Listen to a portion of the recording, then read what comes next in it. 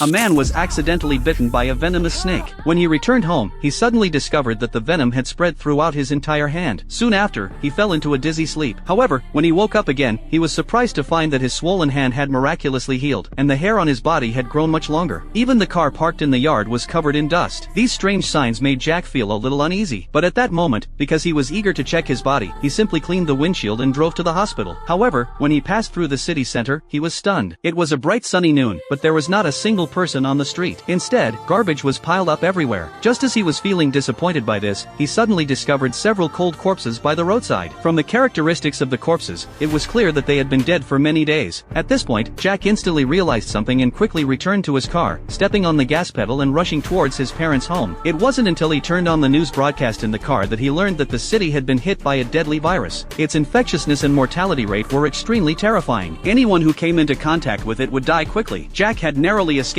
during his coma. However, when he returned home, he found that the food in the house had already molded and rotted, which instantly gave him a bad feeling. When he pushed open the door to his parents' room, the scene before him completely devastated him. His father was lying on the bed, no longer breathing, and his mother had also collapsed on the floor in the kitchen. Her heart stopped. The sudden disaster left Jack feeling very desperate. He sat dumbfounded on the stool, not knowing what to do. After he calmed down, he swung a shovel and dug a pit in the yard, burying his parents in the backyard of their home. This could be considered as completing his last filial piety. In the following days, Jack stayed at home for a long time, unable to calm down. Then one day, he suddenly realized that he could not continue like this, so he resolutely pulled himself together and decided to go out alone to find the last survivors. Soon he arrived at the local church. Unfortunately, there were no surviving refugees inside, only endless corpses filling the room, and the stench pervading every corner of the room. However, Jack was not discouraged by this sight. Instead, he went to the supermarket to get some necessities. To survive in this environment, food was the most important thing, and some weapons for self-defense were also indispensable. After doing all this, he continued driving. However, when he hadn't gone far, he found that the road out of the city was also blocked. Seeing this, Jack completely broke down.